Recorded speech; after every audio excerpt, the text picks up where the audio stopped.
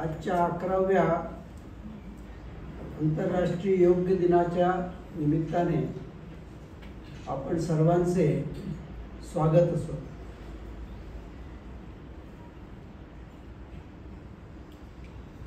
सर्वात अगोदर आपापले मोबाईल फोन्स आपण सायलेंट किंवा स्विच ऑफ करूया. त्याच्याकरता मदत पाहिजे असेल तर शेजारी पाजारी मदत घ्यावी.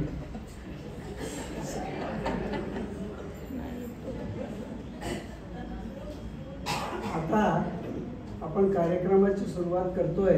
सर्वात अगोदर वीणाताई प्रार्थना म्हणतील आणि त्यांच्यासोबत आपण सर्वजण त्या प्रार्थनेस समावेश करू. ओम सहना भवतु सहनौ भुनक्तु सह वीर्यं करवावहै तेजस्विनावधीतमस्तु मा विद्विषावहै. ओम शांति शांति शांति. योगेन चित्तस्य पदेन वाचां बलं शरीरस्य च वैद्यकेन योगापरोक्तं प्रवरं मुनीनां पतञ्जलिं प्राञ्जलिरानतोऽस्मि. पुढचा जो कार्यक्रम आहे तो खूपच महत्त्वाचा आहे. आपण 80 ते 90 वयोगटामधले जे वरिष्ठ आहेत त्यांचा सन्मान करणार आहोत. मागल्या वर्षी आपण 90च्या पुढचे जे ज्येष्ठ होते त्यांच्या योगाला येणारे सन्मान केला होता. आता सन्मान करण्याकरता सर्वात पहिले मी नाना दातारांना विनंती करतो की मी नाव घेतो त्याप्रमाणे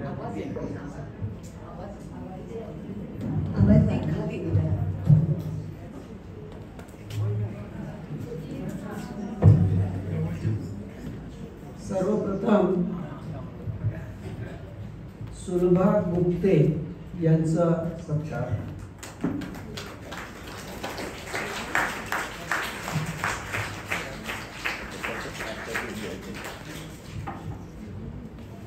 शैला कर्णिक,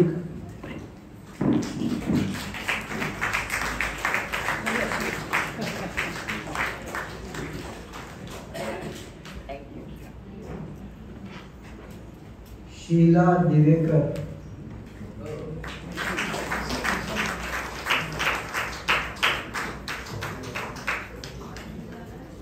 सुमन शृंगारपुरे,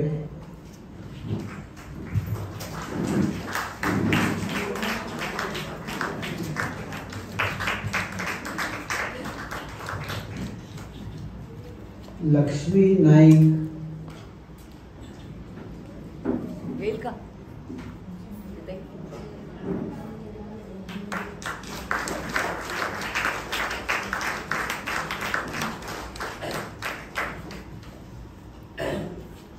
यापुढच्या वरिष्ठांचे सत्कार कर्नल थत्ते करणार. त्यांना विनंती करतो की पुढे यावं.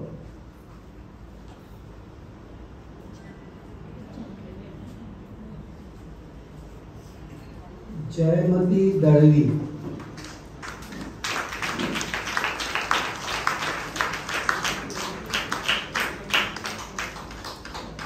सूरज करण कापडे,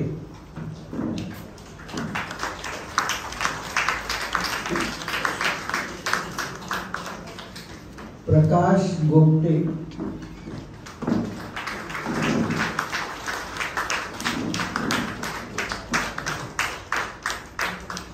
प्रफुल्ल कर्णिक,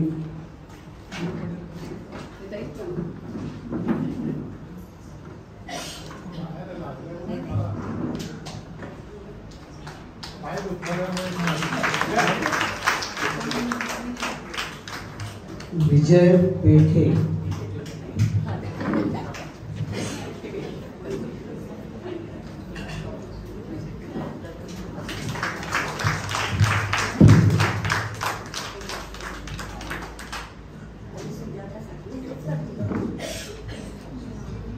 सुजाता साठे. सुजाता साठे या ही माझी मैत्रीण आहे आणि ती या योगामध्ये गेले 40 वर्ष कार्यरत आहे. मुंबई कल्याणची ती ट्रेनिंग टीचर आहे आणि दोघी एकाच यातलं खरं ट्रेन झालं वेगवेगळ्या वेळी. आणि त्यानंतर दिशा कालगती म्हणा, न्यूरोसायन्स ऑफ योग म्हणा आणि इतर सगळ्याचा फायदा घेऊन सतत स्वतःला अपडेट करणारी अशी ही योग शिक्षिका आहे. मुंबईला ती प्रत्यक्ष शिकवत होती अनेकांना.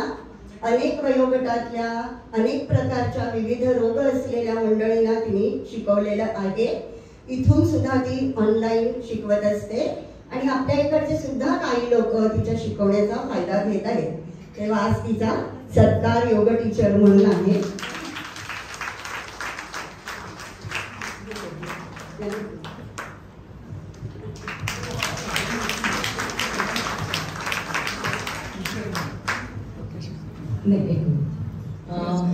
आता सगळ्यांच्या तर्फे आपण वीणाताईंचा सुद्धा सत्कार करूया.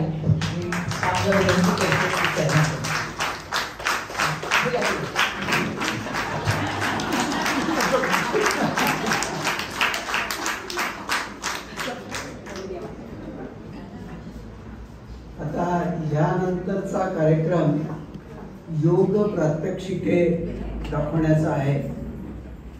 त्याकरता सर्वांना मी आमंत्रित करतो जे योग प्रात्यक्षिक देणार आहे. ही प्रात्यक्षिके कैलास राणा स्तोत्रावर आधारित आहे.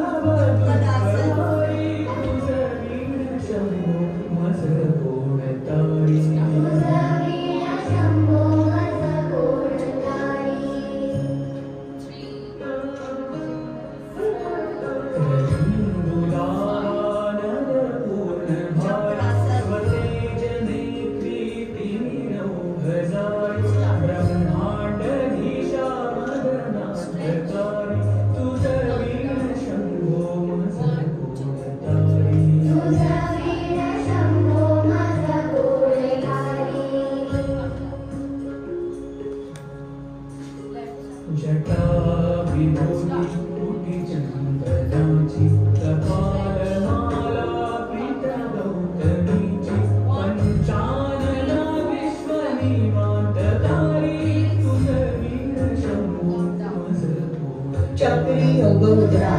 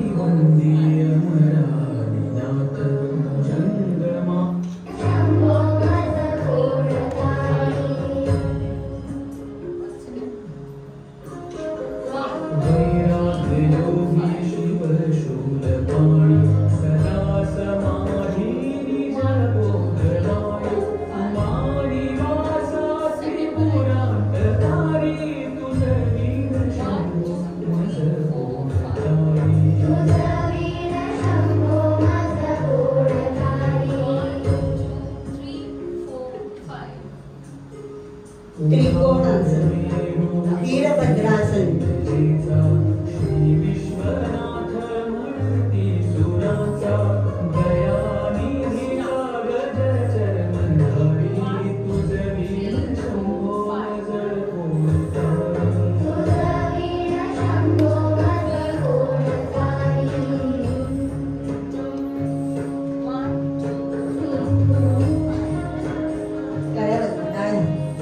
कठीण पोज आहे.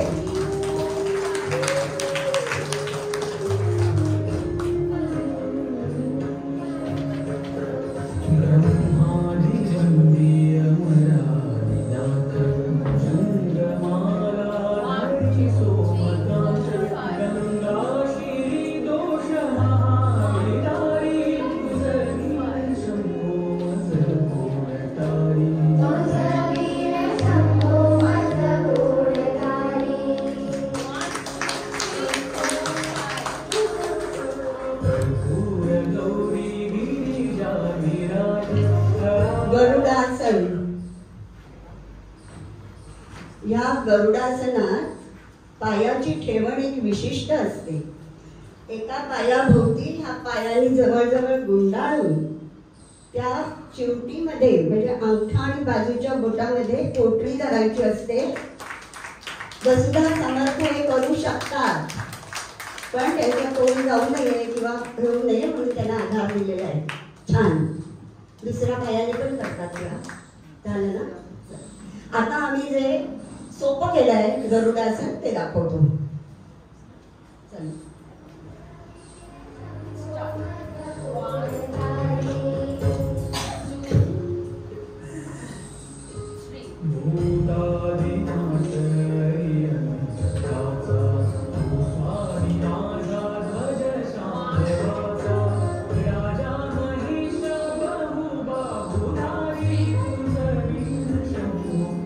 भरतनाट्यम पोज.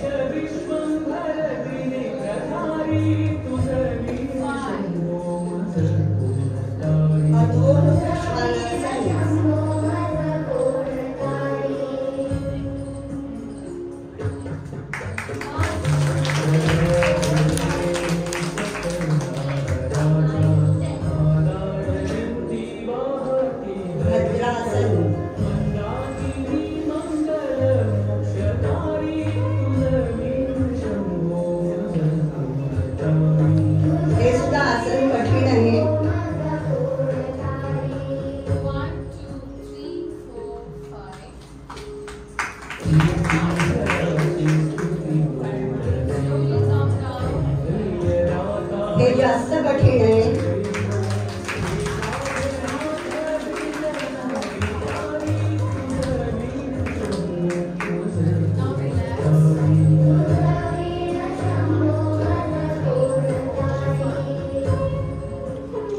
गोमुखासन.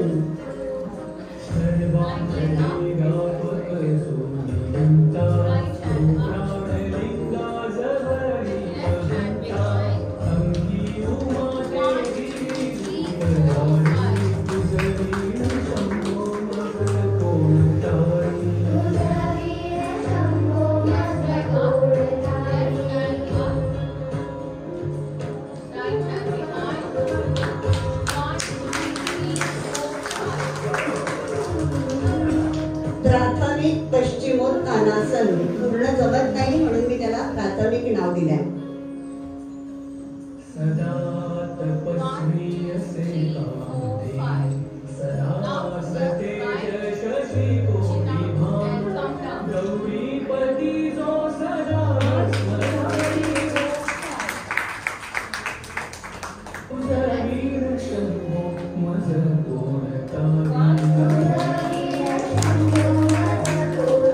प्राणायामाचा एकच प्रकार दाखवतोय, अनुलोम विलोम.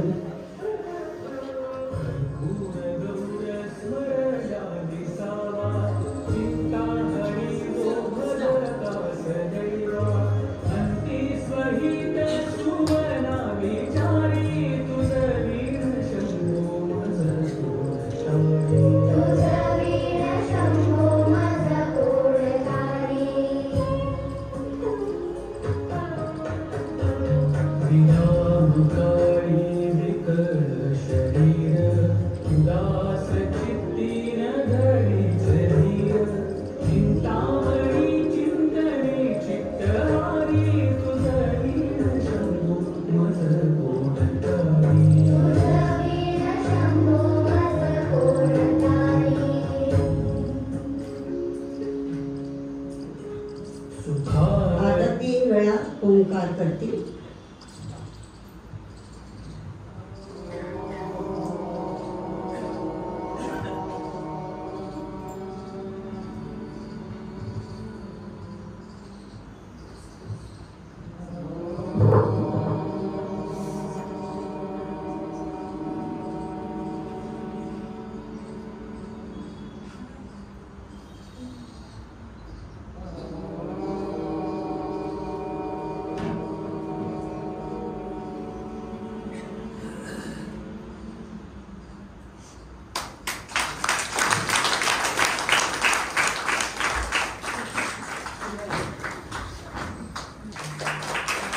दिया मतदानी, वसुधा समर्थ, संगीता सोनावणे, पूजा गोपते, शुभांगी कडके, प्रमिला साठव.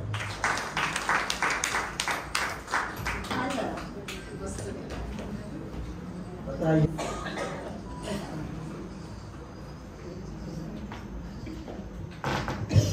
थोडं बोलणं आवश्यक आहे.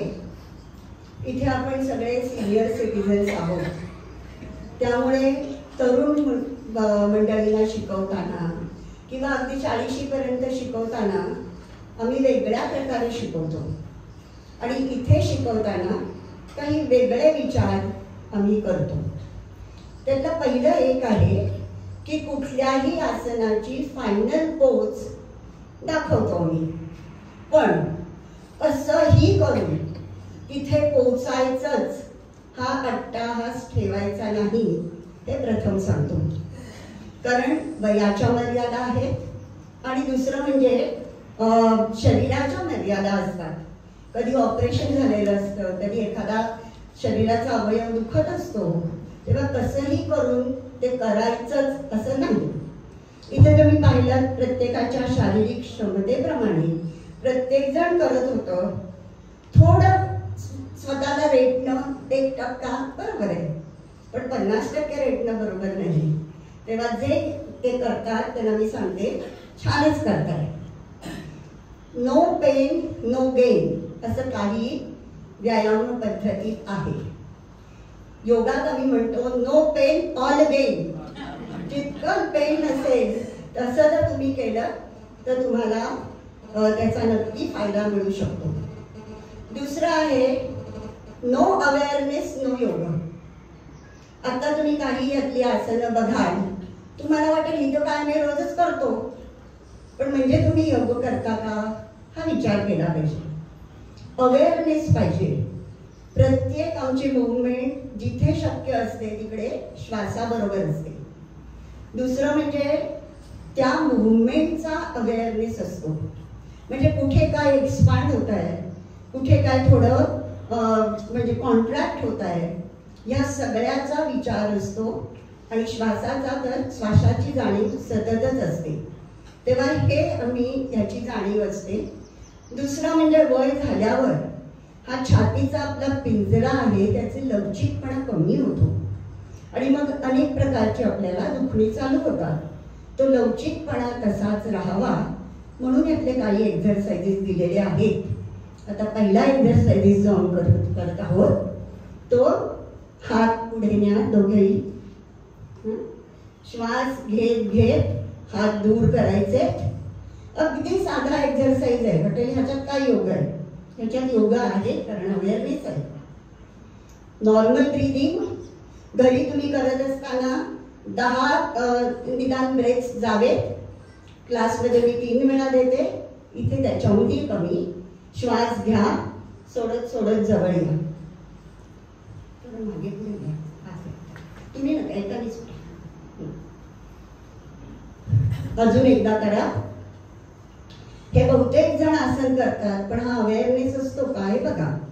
याच्यात हॉरिझॉन्टली छातीचा पिंजरा आपला एक्सपांड होतो. सुरू. श्वास घेत घेत लांब. श्वास सोडल्यावर नॉर्मल ब्रीदिंग.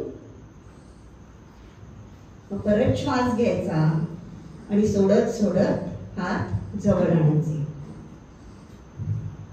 आता हा हॉरिझॉन्टली एक्सपांड केला. आता आपण व्हर्टिकली एक्सपांड करूया आणि त्यासाठी पर्वतासन बसू. दोन्ही हात एकमेकात गुंफून हाताची बोटं नाभीजवळ ठेवायची आणि शरीराच्या मध्य रेषेतून श्वास घेत घेत वर जायचं. जो काही वर ताण द्यायचा आहे तो कमरेपासून वर हातापर्यंत आला पाहिजे. फक्त हातच तुम्ही वर केलेत ना हात दुखायला लागतील तुमचे. Normal breathing. श्वास घ्या आणि सोडत सोडत हळूहळू खाली या. परत एकदा.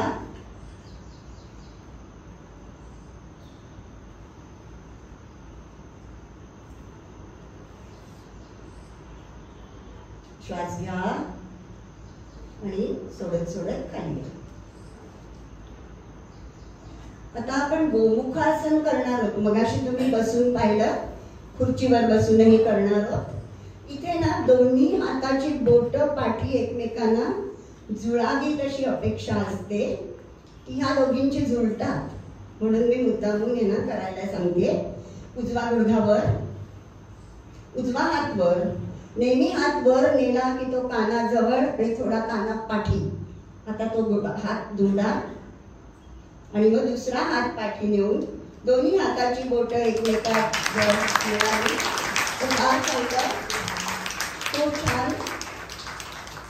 मगाशी तुम्ही फक्त मांडीचं पाहिलं, एका गुडघ्यावर दुसरा गुडघा. सुरेख. हळूहळू आसन सोडा.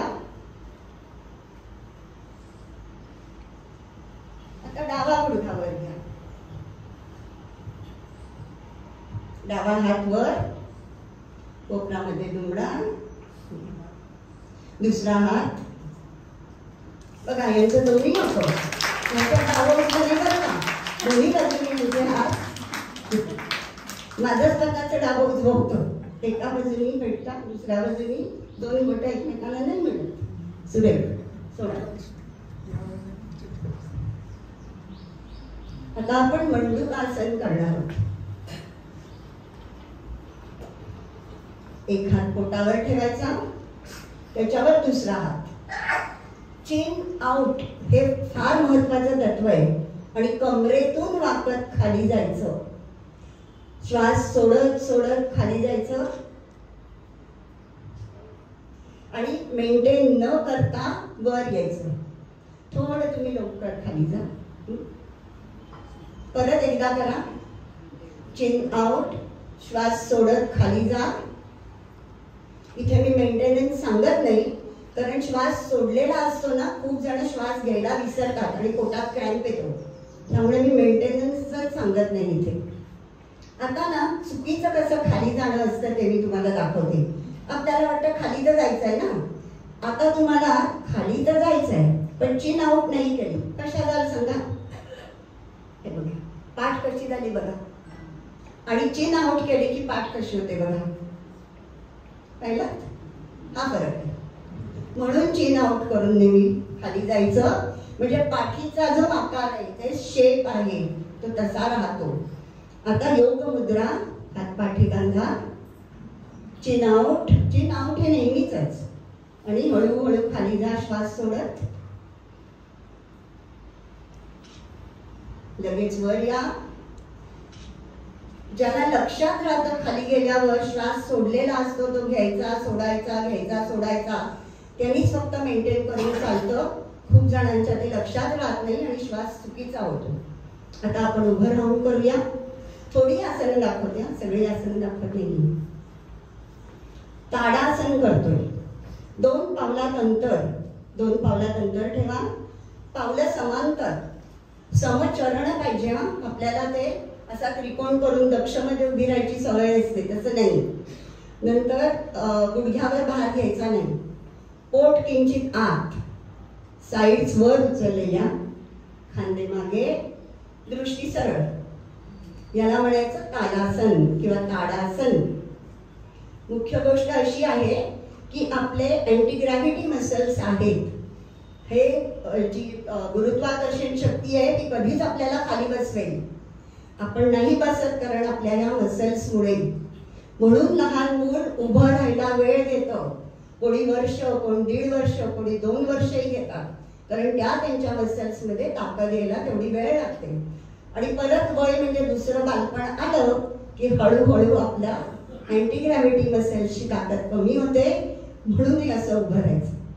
आता हात अर्ध्यावर घ्या, म्हणजे दरवाजाच्या जर आपण फ्रेम्सला चिकटवले तर जसे चिकटवू तसं उभं राहायचं. श्वास अधिक मोकळा होतो. खूप जणांनी मला सांगितलं आहे की असे हात केल्यावर पोट भरून श्वास घेतल्यासारखं वाटतं. तुम्ही घरी जाऊन अनुभव घ्या, तुम्हाला काय वाटतं. आणि आता हात वर करायचे. हात वर म्हणजे नेहमी दंड आणि कान लागलेले, दंड कानाच्या मागे, म्हणजे हे पुढे येत नाही, पाठी राहतो. हळूहळू खाली या. हे आम्ही प्रत्येक पोज 30-30 सेकंद करतो, म्हणजे 1.5 मिनिट हे सगळं आसन आम्ही करत असतो. आता अर्ध उत्तानासन. तुमच्या कंबर दुखीवरचं हे जालिम औषध आहे. खुर्चीच्या जवळ उभ्या राहा आधी, आणि मग हळूहळू हात पण लांब होतील, पाय पण खुर्चीपासून लांब जातील, आणि कमरेतनं वाकायचं. कान आणि दंड लागलेले, चेहरा जमिनीला समांतर, खाली घालायचा नाही. हा बघा, असा टेबल टॉप झालेला आहे. इथे जर मी पाण्याचं भांडं ठेवलं तर पडणार नाही. इतकं जेव्हा तुमचं होतं तेव्हा ते आसन चांगलं मानलं जातं. इथे सुद्धा पोट थोडं आत ठेवायचं. पोट आत ठेवलं ना किंचित की लंबर 4 आणि 5 ह्यांचा शेप नॉर्मल व्हायला मदत होते, आणि त्यामुळे तुमची कंबर दुखी नक्की बरं व्हायला मदत होते. हळूहळू आसन सोडा. हे आता आम्ही 1 मिनिटापर्यंत सुद्धा मेंटेन करायला लागलेलो आहोत. आता चवड्यांवर एकदा व्हायचं आणि एकदा टाचेवर व्हायचं. याचा हेतू असा आहे की आपल्या पायात म्हणजे पोटरीमध्ये पंप आहे, आणि त्यामुळे अशुद्ध रक्त हृदयाकडे जातं. पण वय झालं की त्या पंपांची ताकदही कमी होते, आणि म्हणून हे करत राहायचं. क्लासमध्ये आम्ही 10 वेळा करतो, पण खूप वेळा करा, 40, 50, 60 वेळा करा, असं मी त्यांना नेहमी सांगत असते. तेव्हा कोणतरी म्हणालं बायका स्वयंपाक म्हणजे ओट्याशी उभ्या असताना करतील. म्हटलं पुरुषांनी कधी करायचं हे ठरवा. आता आपण वृक्षासन करणार आहोत.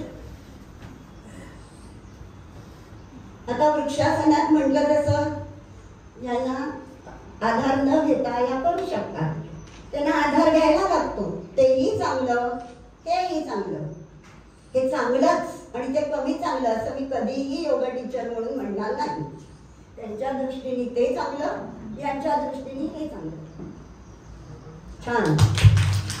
दुसरा काय?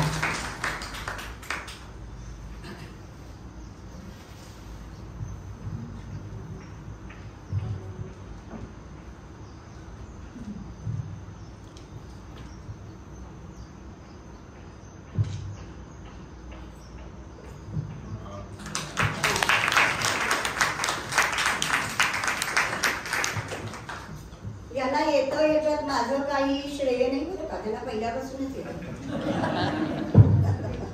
सायकलिंग. झोपून सायकलिंग करायला अनेक जण सांगतात, पण त्याची पण पद्धत आहे बरं का. इथपर्यंतचा भाग जमिनीवर राहायला पाहिजे, हिप्स पर्यंत, आणि मग तुम्ही असं करून असा केला पाहिजे. लोक काय करतात, हिप्सही वर करतात आणि वरच्यावर असे हलवतात. त्याही तुमच्या पोटाला त्रास होईल, त्याच्यावर भार येईल. मी झोपून कधीही योगासन देत आहे, सायकलिंग देत नाही, उभं राहून देते. करा. याच्यात पाऊल मात्र बॅले डान्सर सारखं असतं, म्हणजे पूर्ण या पायाला छान अगदी व्यायाम मिळतो. 5 वेळा करा आज. नाही आम्ही 10 वेळा करतो, घरी तुम्ही 20-25 वेळा केले तरी चालतं. दुसरा पाय.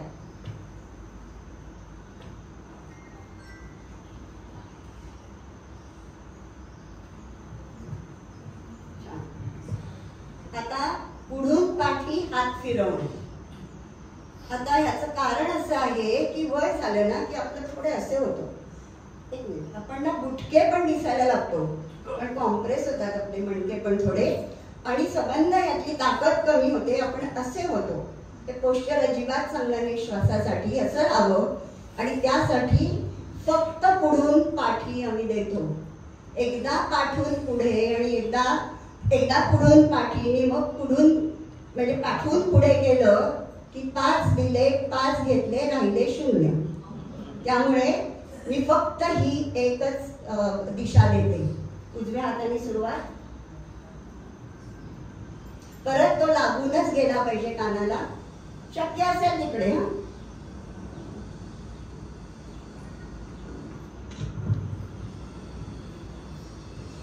5-5 वेळा बस. दोन्ही झाले. हा, डावा.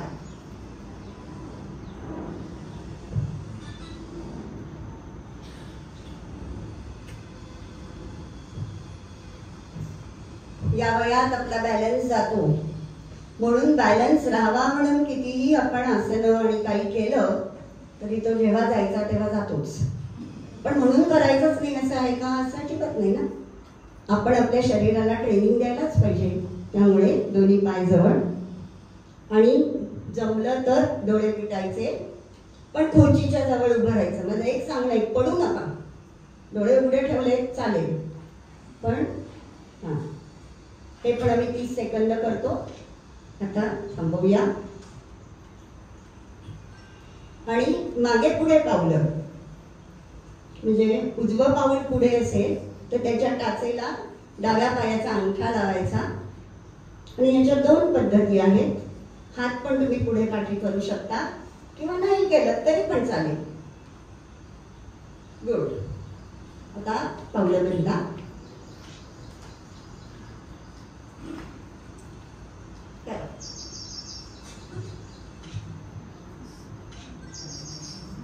छान. 3 वेळा उलटा होईल.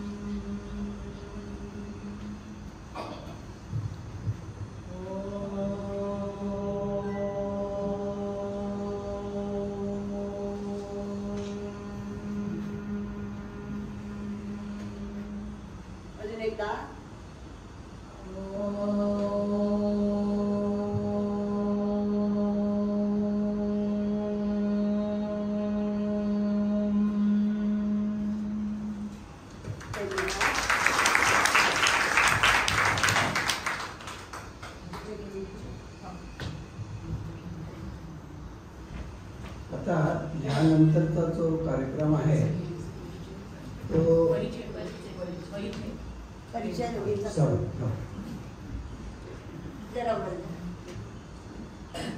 चेअर योगा प्रस्तुत करणाऱ्या रोहिणी चांदोरकर,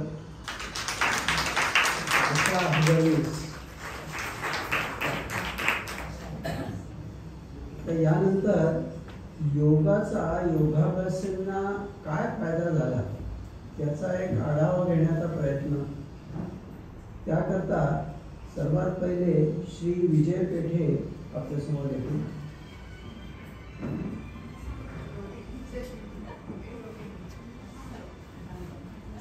त्यांनी सर्वांना विचारपूस करून की प्रत्येकाचा काय अनुभव आहे हे संकलन केलेलं आहे आणि त्याप्रमाणे ते त्यांचं प्रस्तुती केलं आहे.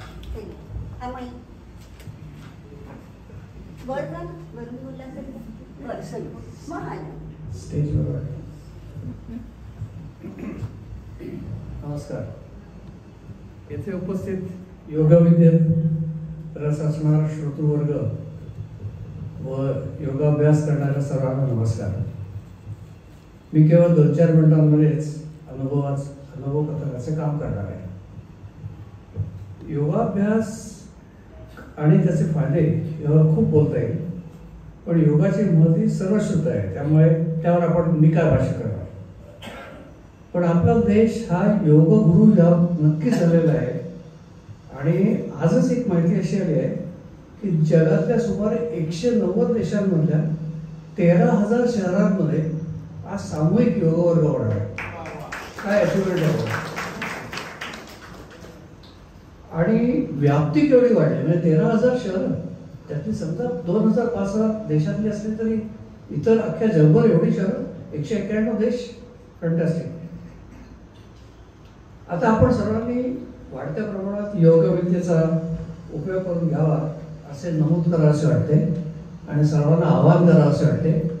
आणि परवा आमच्या क्लासमध्ये असं बोलण्यात झालं की हे आवाहन पुरुषांना मुद्दाम करावं. तर आमचा क्लास हा जास्त करून बायकांचाच आहे. ठीक आहे. आता डॉक्टर विडाते यांच्या योगा वर्गाबद्दल थोडे बोलतो. त्या 2 गटात वर्ग घेतात. 7 ते 7:45 खुर्चीवर बसून योग करणाऱ्यांसाठी आणि नंतर 45 मिनिटे ज्यांना झोपून योग करता येतो त्यांच्यासाठी. गेली 7 वर्षे त्या सातत्याने हे वर्ग घेत आहेत. आणि त्यांना या कामाची कमालीची आत्मीयता आहे. त्यांनी योगासनांची निवड, आता तुम्ही पाहिलं होती, त्यांनी एक्सप्लेन केलं असेल की योगासनांची निवड सर्वांना उपयुक्त व झेपेल अशी आहे. त्याच्यामध्ये काही सर्कस कुठेही नाही आहे. सर्वांना सुंदर आसने निवडली आहेत. कोणी काय करावे व कोणी काय खबरदारी घ्यावी हे आपण त्या दररोज अनेक वेळा, म्हणजे एक दिवस सांगितलं संपलं असं नाही, दर वेळेला सांगत असतात की काय काळजी घेतली पाहिजे. आसनांची त्या माहिती पण देत असतात आणि आसनांचा काय उपयोग आहे हे आता तुम्ही ऐकलंच, त्या समजावून सांगत असतात. महत्वाची गोष्ट, 7 वर्षामध्ये सगळ्यांचीच वय वाढल्यामुळे त्यांनी ह्या आसनांमध्ये काही फेरफार केले. उदाहरण द्यायचं झालं तर सगळ्यांनाच वय वाढल्यामुळे तोल जाण्याची एक समस्या निर्माण होते. तर गेल्या 3-4 महिन्यापासून त्यांनी तोल सांभाळता येईल अशा तऱ्हेची काही आसनं सगळ्यांसाठी केलेली आहेत. आणि आता तुम्ही पाहिलंच, 1 पाऊल पुढे 1 पाऊल मागे, किंवा भरतनाट्यमसारखं 1 पाऊल उचलून बॅलन्स किंवा तोल धरणं, ही पण आसन त्यांनी केलेली आहे. या अशा बदलांचा अर्थातच अभ्यासकांना लाभ होतो. आणि या वर्गातील काही लोकांनी त्यांचा अनुभव कथन केले, त्यावर मी 2 मिनिटं बोलतो.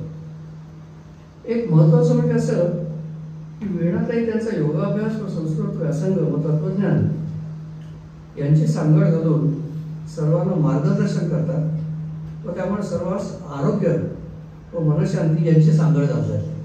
त्यांची निरूपणं, अभ्यास आणि निरूपण यांचा आम्हाला नेहमीच लाभ मिळतो. त्यांचे संस्कृतचे प्रभुत्व आणि योगविद्येचा अभ्यास किती आहे याचाही प्रत्यय येत असतो. आता थोड्याशा अनुभवांबद्दल. माझी स्वतःची कंबरदुखी व गुडघेदुखी यावर मला संपूर्ण आराम मिळाला. त्यासाठी सेतुबंधासन, वीरभद्रासन आणि अर्धउत्तरासन यांचा मला उल्लेख करता येईल. आणि निश्चितपणे एक्सरे करणं आणि काही फिजिओथेरपी करणं वगैरे या सगळ्याची जरूर नाहीशी झाली आणि मी संपूर्णपणे कंबरदुखीपासून मुक्त झालो.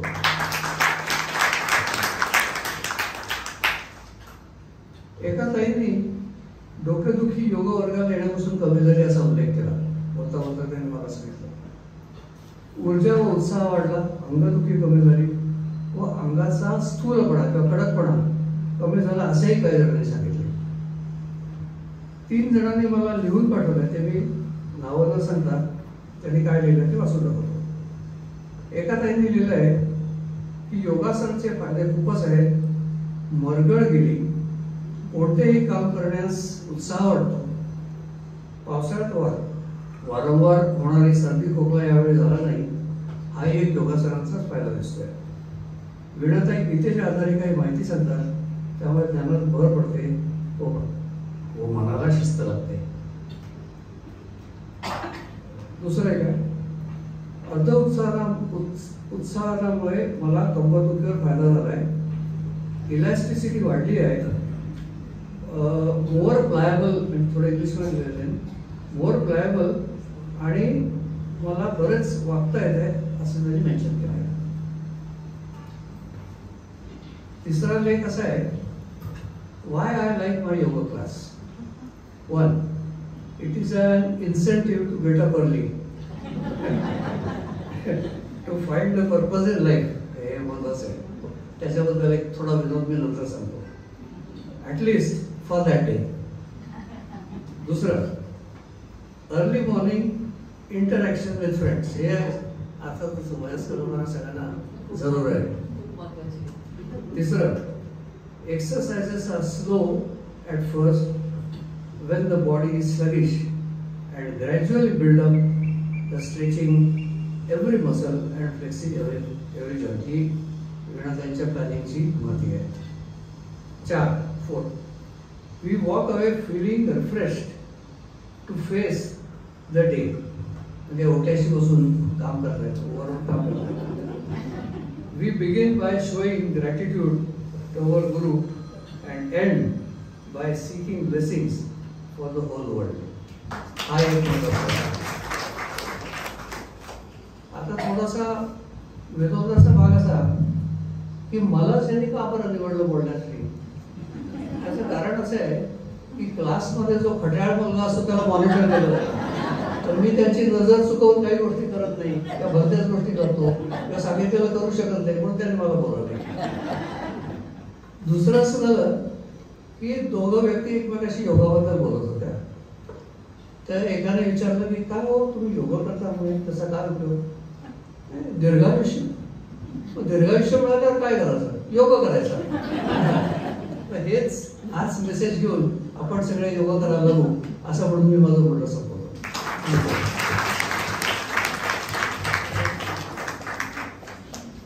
यानंतर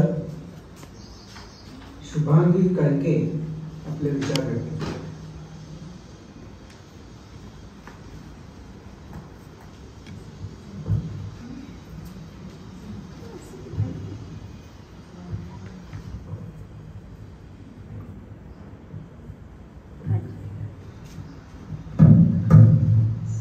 हॅलो.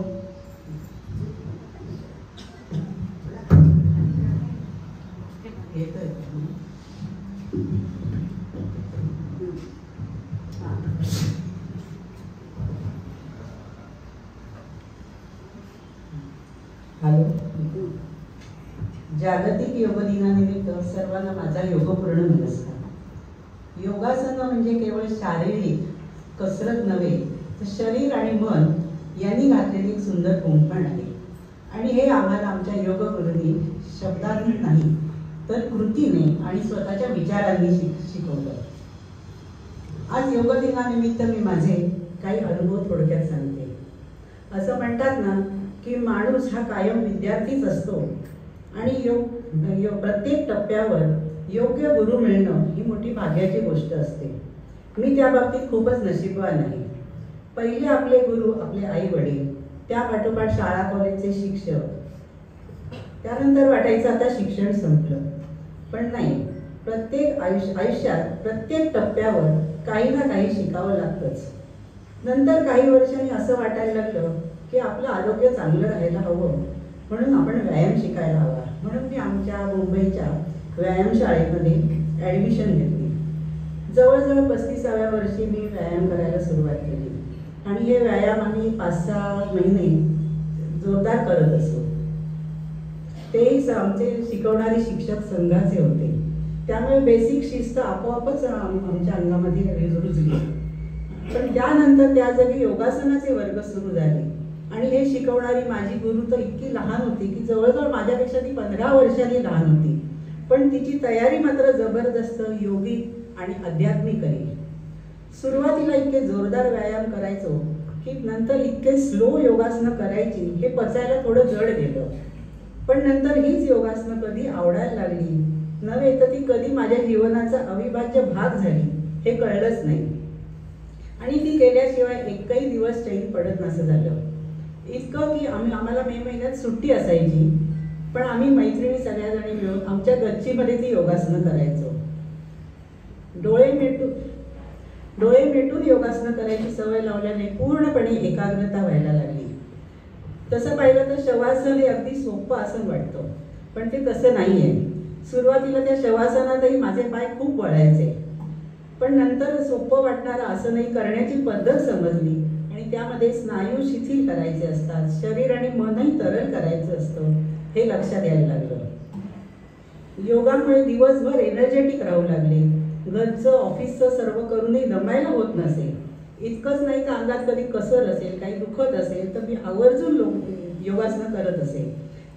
त्यामुळे अगदी फार फ्रेश वाटायला लागलं. पण ह्यातही सातत्य मात्र ठेवलं. 15-1 वर्षापूर्वी मला सायटिकाचा खूप त्रास होता. माझ्या डाव्या पायातनं भरपूर मुंग्या यायच्या, कमरेपासून कळा यायच्या. अर्धा तास चालल्यानंतर जरा त्या कमी व्हायच्या, परत बसल्यानंतर परत चालू. असं खूप दिवस त्रास काढला. पण नंतर डॉक्टरांच्या तिथेच डॉक्टर राजीव शारंगपाणी म्हणून आहेत, त्यांच्या सल्ल्याने आम्ही योगासनं करायला सुरुवात केली. सतत 4-5 महिने केली आणि ते माझं दुखणं एकदम बरं झालं. आताही ह्या वयामध्ये कुठली आसनं कशी करायची, त्याचे फायदे काय, एखादा प्रॉब्लेम असेल तर त्यावेळी कुठची आसनं करायची, कुठची करू नये, याचं योग्य मार्गदर्शन आपल्याला योग वर्गात केलं जातं. आपल्या इकडे ही जी योगाची छान संधी उपलब्ध आहे तिचा फायदा शारीरिक आणि मानसिक स्वास्थ्यासाठी नक्कीच होतो हे मी माझ्या अनुभवावरून नक्की सांगेन. दिवसभराची धडपड, तणाव यांचा विसर पाडणारी योगासनं करताना येणारी अनुभूती म्हणजे कुठल्या तरी दैवी शक्तीचा, तृप्तीचा एक आनंद, सहज सुंदर अभिव्यक्ती असते. मानसिक आणि आत्मिक पातळीवर केलेली गुंतवणूक म्हणजे योगाभ्यास. हीच गुंतवणूक तर आयुष्याच्या संध्याकाळी मानसिक आधार देते. मला योगाभ्यासामुळे जे मिळालं आहे ते फार अनमोल आहे एवढं मात्र निश्चित. खूप खूप धन्यवाद.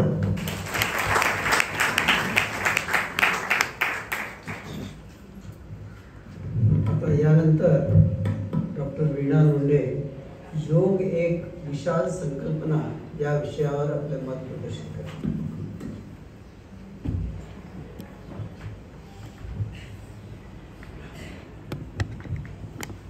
सर्वांना नमस्कार. आज योग दिनाच्या दिवशी मला पतंजली मुनींची फार आठवण येते. कारण इसवी सन पूर्व 2ऱ्या शतकात म्हणजे 2200 वर्षापूर्वी त्यांनी योगसूत्र हा अतिशय छोटा ग्रंथ लिहिला. 195 सूत्र आहेत त्याच्यात, जी 200 ओळीमध्ये राहू शकतील, एका ओळीवर एक असं लिहिलं तर. आणि त्या योगाचं सांगोपांग विवेचन आहे. अनेक वर्ष म्हणजे 2ऱ्या शतकात इसवी सन पूर्व 2ऱ्या शतकात लिहिलेल्या गेलेल्या या पुस्तकावर अनेक विवेचन, अनेक भाष्य, अनेक टीका आणि आधुनिक काळात अनेक प्रकारे त्याचा विचार केला. मी स्वतः त्याचा 25 ते 30 वर्ष अभ्यास करते, पण मला वाटत नाही मला योग पूर्ण कळलाय. आणि कुठलंच पुस्तक वाचून कळत वाटत नाही की ह्या माणसाला योग पूर्ण कळलाय. की पतंजली मुनींना जे अभिप्रेत होतं ते या लेखकाला कळलंय असं मला वाटत नाही. मला तर कळलं नाहीच आहे, ते तर मी पहिलंच मान्य करते. पण तरीही त्यातून जे काही मला एक माणिक मोती मिळालेले आहेत ते मी आपल्यापर्यंत पोचवायचा अतिशय त्रोटकपणे प्रयत्न करते. पहिलं म्हणजे आजची थीम अशी आहे, योग for one earth and one health. थोडं जरा वर्डिंग वेगळं आहे. त्याचा विचार केल्यावर मला असं वाटतं की वन हेल्थ म्हणजे मानव जातीचा, प्रत्येक माणसाचं हेल्थ. त्या हेल्थचे काय पैलू असू शकतात? शारीरिक, मानसिक, भावनिक आणि आध्यात्मिक. फक्त शरीर आणि मनावर भर दिला जातोय. सकाळपासून मी योग सेशन सगळीकडे चालली होती, ती पाहत होते. असं वाटतं योग म्हणजे फक्त हातपाय हलवणं, व्यायाम करणं किंवा कठीण आसनं करणं किंवा सोपी करणं म्हणजे योग का? मग त्यांनी तुम्हाला मानसिक, भावनिक आणि आध्यात्मिक ही उन्नती आपली कशी होणार?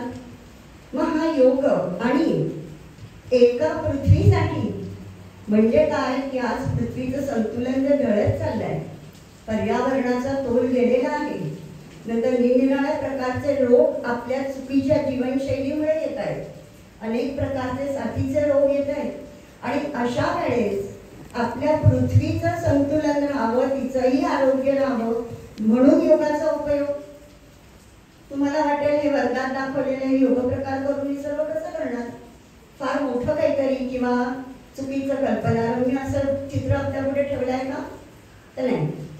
पतंजली मुनींनी जो योगाचा विचार केलेला आहे तो म्हणजे अष्टांग योगातला केवळ एक भाग आसन हा आहे. मग अष्टांग योगात काय काय आहे अंग? पहिलं आहे यम. समाजात तुम्ही कसे वागा? आपल्याला नेहमीची माहीत असलेलीच तत्व आहे. अहिंसा, हिंसा करू नका.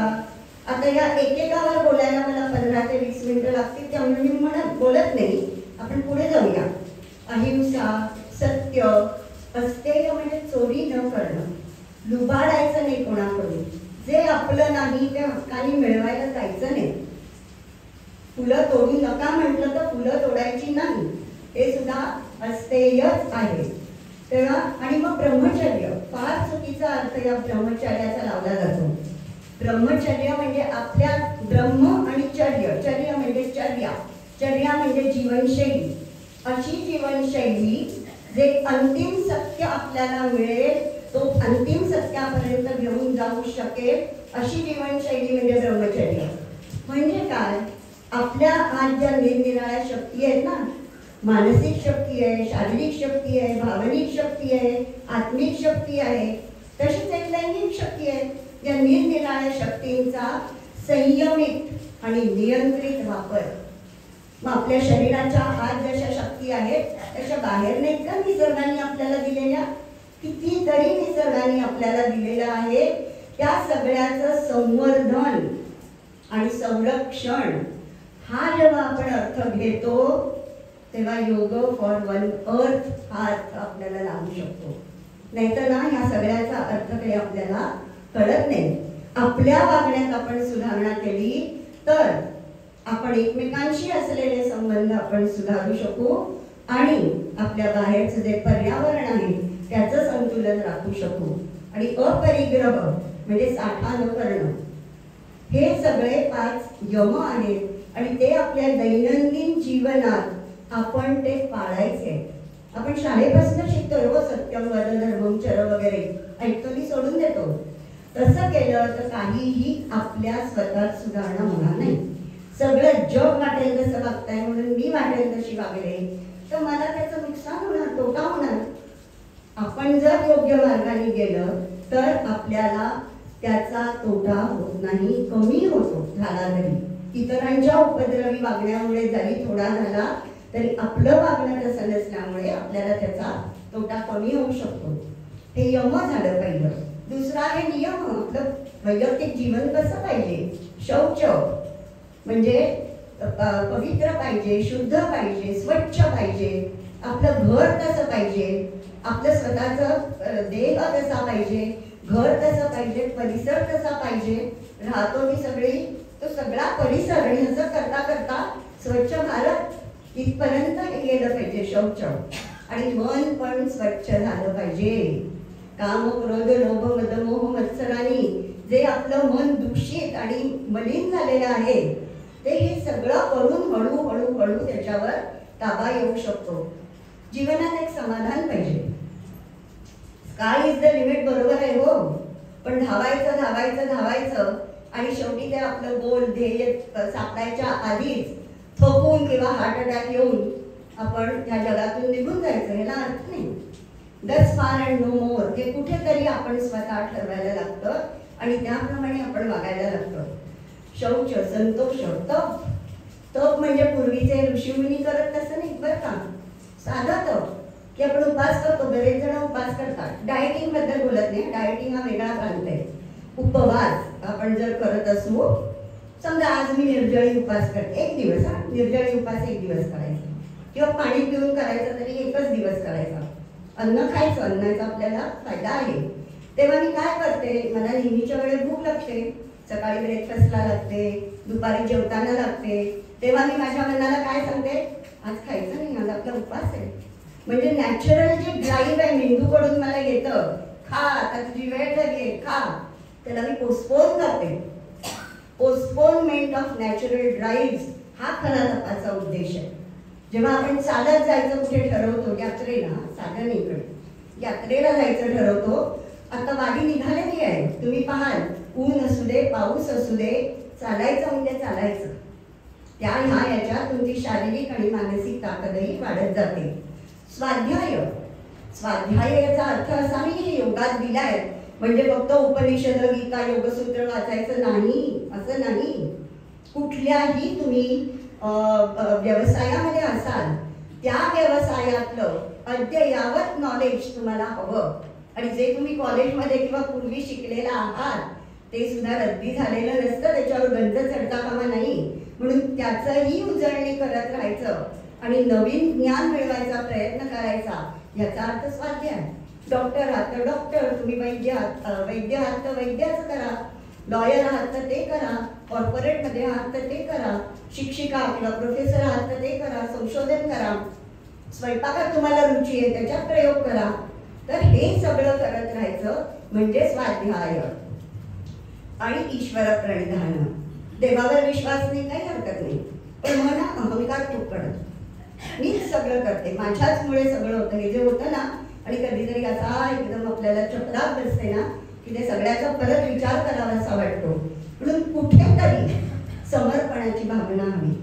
मग तुमचे गुरु असतील, म्हणजे प्रोफेसर कोणी कॉलेजमध्ये तुम्हाला ज्यांनी शिकवलं असेल, कॉर्पोरेटमधले असतील, कुठेतरी मनाने समर्पण, अगदी त्यांच्या समोर जाऊन तुम्हाला काही हात पाय जोडायला नको, तसं काही नाही केलं तरी चालेल, पण समर्पणाची भावना हवी, नाहीतर जीवनात अहंकार खूप वाढतो. हे यमनियम आयुष्यभर चालू ठेवायचे. आपण आसनं सुरू केली आज तरी आणि 3 महिन्यांनी थांबवली तरी यमनियम चालूच ठेवायचे. आता खरं आपल्याला उशीर झाला यमनियम पाळायला, पहिल्यापासून हे यमनियम पाळायला पाहिजे. आसनांमुळे आता ठीक, मी तुम्हाला अनेक फायदे सांगितले, बाकीच्या लोकांनी सांगितले. पतंजलीने सगळ्यांवर कडी केलेली आहे. त्यांनी काय एक सूत्र दिलं तर तो द्वंद्व अनविहातः. आसनं केल्यामुळे द्वंद्वांचा तुम्हाला त्रास होणार नाही. आता ही द्वंद्व कुठली, शरीर शारीर स्तरावरची. म्हणजे काय बघा, आपण श्वास आत घेतो आणि श्वास बाहेर सोडतो, द्वंद्व आहे की नाही. आपले जे मसल्स आहेत ते एक्सटेन्शन होतात आणि फ्लेक्शन होतात, द्वंद्व आहे ना. शुद्ध रक्त अशुद्ध रक्त, मोटर नर्व्स, सेन्सरी नर्व्स, सगळं आपलं शरीर आहे हे द्वंद्वांवर चालत आहे. आणि त्याच्यात जेव्हा समत्व येतं तेव्हाच आपली तब्येत चांगली राहते. आणि सगळी मेडिकलची पुस्तकं आपल्याला ते शिकवतात. दुसरं द्वंद्व असतं मानसिक लेवलवरचं, सुख दुःख, लाभहानी, जय पराजय, निंदास्तुती, ह्या तेवढी द्वंद्व आहे, त्याच्यात सम राहणं. आणि हे सम राहायला फक्त आसन नाही बरं का तुम्हाला उपयोग करणार, यम नियम आसन पुढे प्राणायाम हे सगळं करत राहिलं तर आपल्याला त्याचा फायदा होतो. आणि तिसरं आहे एन्व्हायरमेंटल, शीत आणि उष्ण. नाही तर उन्हामुळे आपले तलखी, थंडीमुळे आपण गारठतो, दोन्हीचा आपल्याला त्रास होतो. रामदेव बाबा वगैरे सारखे योगी पाहिलेत तर बघा, त्या एका ड्रेसमध्ये उन्हाळा असू दे नाही तर थंडी असू दे, योगाचा हा फायदा आहे. तुम्हाला जास्त थंडीचाही त्रास होणार नाही आणि जास्त उन्हाचाही त्रास होणार नाही. हे झालं तर समजायचं आपण योग बरोबर करतोय. आणि त्यानंतर येतो प्राणायाम.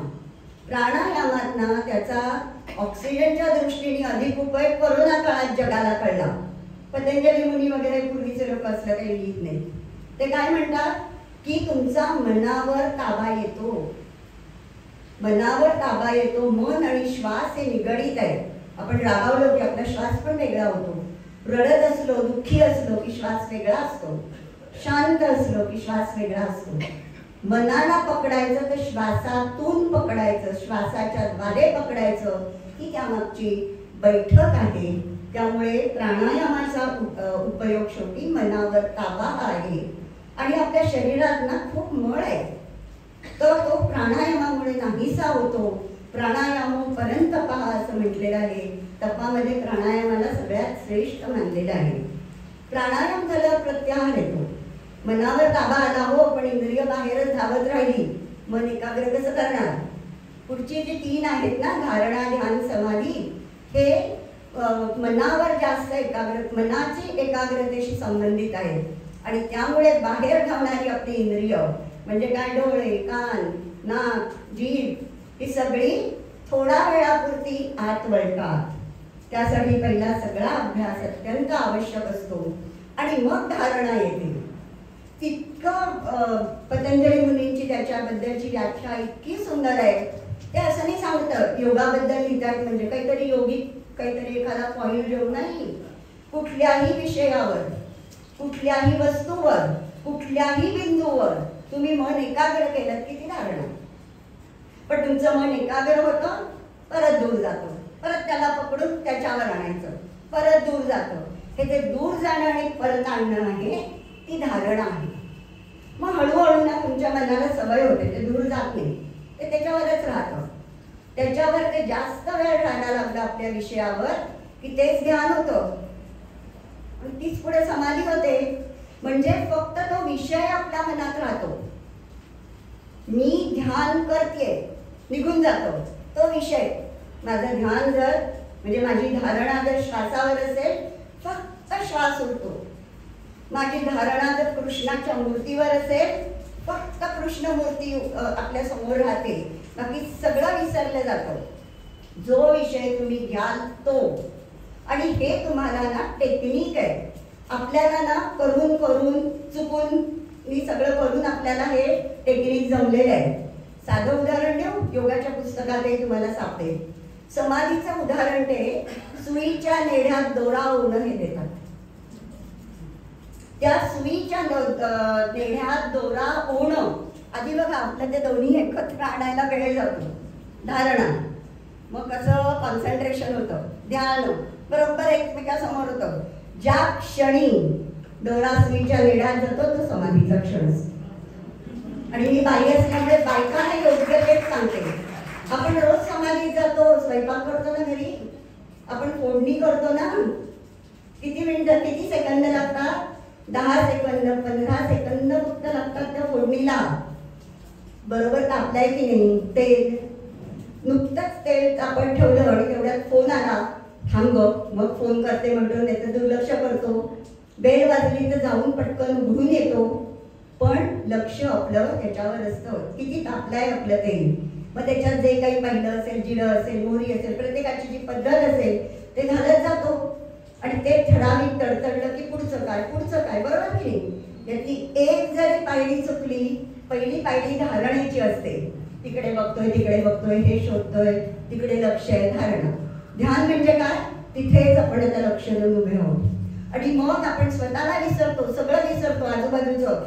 आणि ते जे करतो 5 सेकंदात उत्तम जेव्हा आपली फोडणी होते ती समाधी असते. खुशाली शोधून काढा, 15 सेकंदात तुम्हाला कशात समाधी मिळते ती. आणि तुम्ही स्वयंपाक करत असाल तर उत्तम, करत नसाल तर फोडणी करायला लागा, म्हणजे समाधीचा अनुभव येईल. तर हे असं सगळं हा योग आहे. आणि त्यामुळे मला वाटतं की आसनांपर्यंतच करणं फक्त मी आसनं शिकवते आणि मी योग शिकवते म्हणणं ना मला चुकीचं वाटतं. म्हणून माझा पहिला ग्रुप मला विनंती करतो की तुम्ही 15 मिनिटं बोला. त्यांना 15 मिनिटं कमी आसनं झालेली चालतात आणि त्यांच्या आग्रहामुळे मी खूप विषय कव्हर केले. उपनिषद झालं, गीता झाली आणि खूप विषय कव्हर केले. तर हे सगळं आणि आपल्या फक्त एक सांगते, या कानाने ऐकून त्या कानाने सोडून देण्याचा काही फायदा होणार नाही. हे सगळं आपल्या जीवनात आपण पाळलं पाहिजे. मी आपल्याला प्राणधारणेचा आहे आपल्याकडे वेळ ना, मी कोणालाही जास्त वेळ बसवणार नाही. एक 3-4 मिनिटं प्राणधारणेचा अनुभव देते आणि त्यानंतर ओंकार म्हणायची एक नवीन पद्धत दाखवते. तेव्हा सगळ्यांनी डोळे मिटावे. जर लाईट्स थोडे बंद झाले तरी चालतील. सगळे लोक परत आपल्याला ऑन करायला.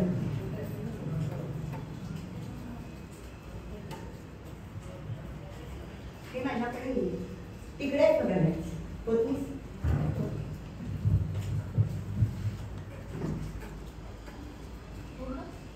हा मग आपण जाऊ दे. एक आहे बघ ऑन. मी दिसायला माझा आवाज ऐकायला फक्त आणि सगळ्यांनी डोळे बंद करायचे. सगळ्यांनी डोळे बंद करा. डोळे बंद करा. ज्या पोज मध्ये आधी दोन्ही पावलं तुमची टेकलेली पाहिजे. तुमची उंची कमी असली आणि पावलं अशी डोंकाळत असली तर पुढे बसा जरा. दोन्ही हात एकतर मांडीवर ठेवा, खुर्चीच्या हातावर ठेवा, पण समत्वात पाहिजे. समत्व हे मुख्य. बस ना. स्वप्नील तू पण बस. पण घे नाही खाली खुर्ची. बस. डोळे मिटा. श्वास जो 24 तास चाललेला असतो आणि ज्याची जाणीवही आपण ठेवत नाही, त्याची जाणीव फक्त कोरोनामध्ये होते, निमोनिया झाला की होते, कंजेशन झालं की होतं, चेस्ट कंजेशन झालं की होतं, नंतर श्वासोच्छ्वास चालूच असतो. आज श्वासोच्छ्वासच आपल्याला हळूहळू, आज मी आपल्याला फक्त धारणा दाखवणार आहे. आपण प्रयत्न केले तर तोच आपल्याला ध्यान आणि समाधीपर्यंत घेऊन जाईल. मग फोडणी करायला नको रोज. डोळे मिटा. श्वास आत जातो, श्वास बाहेर येतो. श्वास आत जातो, श्वास बाहेर येतो. ह्याची जाणीव ठेवायची. श्वास आत जातो, श्वास बाहेर येतो. डोळे मिटायचे सगळ्यांनी. मी श्वास आत घेतो किंवा घेते ही भावना असता कामा नये. श्वास आपला आपला आत जातोय. हा मी कोण मध्ये लुडबुड करणारा? हा मी म्हणजेच अहंकार. त्याला दूर ठेवायचा आहे. श्वास आत जातो, श्वास बाहेर येतो.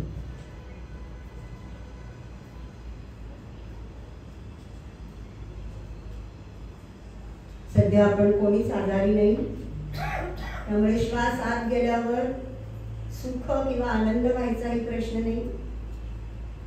श्वास बाहेर आला म्हणून दुःख व्हायचाही प्रश्न नाही. पुढचा श्वास आत जाईल की नाही ही भीतीही नाहीये. तेव्हा सुख, दुःख, भीती, अहंकार या सर्वांपासून आपलं मन काही काळ तरी मुक्त राहतं. यालाच योगसूत्रामध्ये क्लेश म्हटलेले आहे.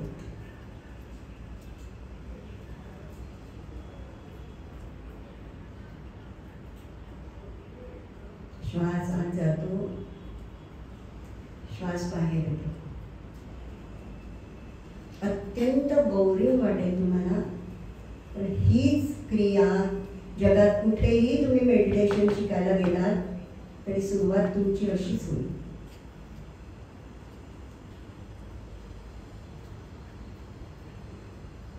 हे असं कमीत कमी 5 ते 10 मिनिटं करायचं असतं. पण त्याच्या पुढची स्टेज मी तुम्हाला सांगते.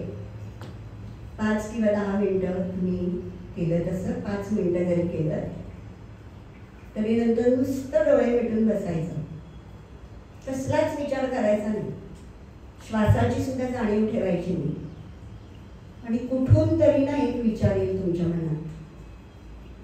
कधीतरी 15 मिनिटापूर्वी काय झालं ते येईल, नाही तर 15 वर्षापूर्वी काय झालं ते येईल, नाही तर बालपणी काय झालं ते विस्मृतीत गेलेलं एकदम वर येईल. तो विचारही पाहायचा आणि काय म्हणायचं, हा भूतकाळातून आलेला आहे, सोडून द्यायचं, त्याच्यावर विचार नाही करायला लागायचा. थोड्या वेळाने दुसरा विचार येईल, तो भविष्यातला असेल. काहीतरी तुम्ही विसरलेला असाल, एखादा फोन करायला आणि अचानक आठवेल, महत्वाचा फोन राहिला, डॉक्टरची अपॉइंटमेंट राहिली, लगेच त्याच्यावर विचार नका सुरू करू. तो विचार बघा, तो भविष्यातनं आलाय, तोही सोडून द्यायचा. जगणं हे वर्तमानात असतं. वर्तमानात जगणं म्हणजे आध्यात्मिकता. आणि श्वासोच्छ्वासाची जाणीव तुम्हाला वर्तमानात ठेवते. याची रोज जर तुम्ही 10 मिनिटं प्रॅक्टिस केली, खूप कठीण आहे, मन इकडे तिकडे भटकतं, फार कठीण जातं त्याला परत आणायला. पण 10 मिनिटाचा टायमर लावून जर रोज ही साधना केली, खूप फायदे त्याचे होतील. असा विचार करा, 1 वर्ष तुम्ही साधना केली, 365 गुणिले 10, 3650 मिनिटं तुम्ही केलं, ते त्याचा फायदा झाल्याशिवाय दिसेल का? तेव्हा हे टूल आहे. कोणालाही ह्याच्याबद्दल अधिक काही माहिती हवी असले कधीही मला आपण विचारू शकता. आता हळू डोळे उघडा, दिवे लावा, दिवे ऑन करा. दिवे लावा याला वेगळा आहे अर्थ, दिवे ऑन करूया. ओम म्हणण्याच्या अनेक पद्धती आहेत. सध्या मी माझ्या क्लासमध्ये एक पद्धत सांगते आहे, ती तुम्हाला सांगते. सोपं जातं त्यांनी, म्हणजे मलाही ती पद्धत खूप आवडली. अ म्हणताना आपलं ओठ दूर होतात आणि तोंड उघडतं, अ. आणि मग ना ऊ नाही म्हणायचं, ओठ जवळ जवळ घ्यायचे, तोंड मिटत घ्यायचं की आपोआप ऊचा उच्चार येतो आणि ओठ मिटले की म येतो. कळलं आपल्याला? एकदा करून दाखवते.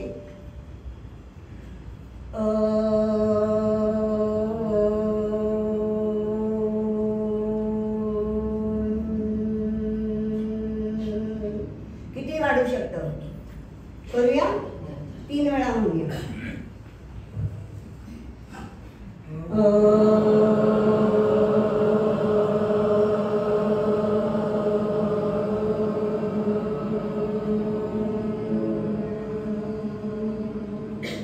छान.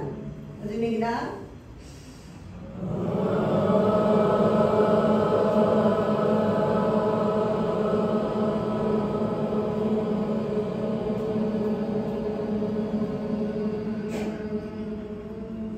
तिसऱ्यांदा.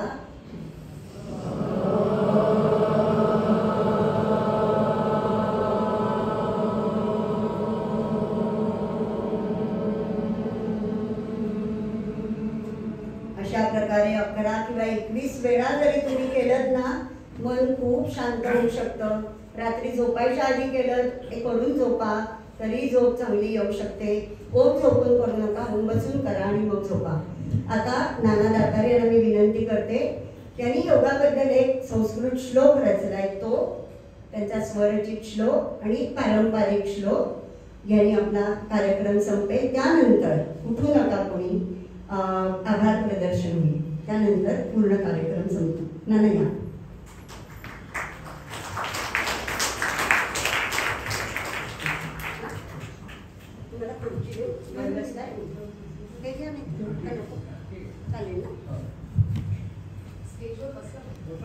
स्टेजवर बसला का? हां, ठीक आहे.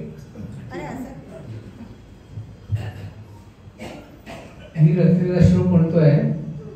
योगविद्या प्रसाराय मतिर्भवतु नस्तदा, म्हणजे योगविद्या प्रसाराकडे आमचे सगळं बुद्धी विचार आहोत. आणि दुसरी वाची आहे भूतमात्र हि ते नित्यम मतिर्नो वृत्तिर्नो रमतामिती, आणि आमचं सहज स्फुरण जे आहे ते भूतमात्राच्या कल्याणाकडे असतो. आणि आता आपला पारंपरिक श्लोक आहे, त्याचा अर्थ सांगायची गरज नाही. सर्वेत्र सुखिनः सन्तु सर्वे सन्तु निरामयाः सर्वे भद्राणि पश्यन्तु मा कश्चित् दुःखमाप्नुयात्.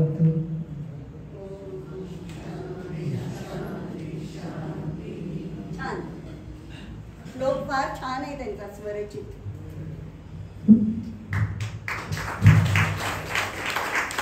आजचा जो एवढा सुंदर कार्यक्रम आपण सर्वांनी आनंद घेतला आहे, तर तो ज्यांच्यामुळे मिळाला आपल्याला त्यांचं आभार प्रदर्शन करणं फार आवश्यक आहे आणि ते आपण सर्वांनी मिळून करावं. सर्वात प्रथम मी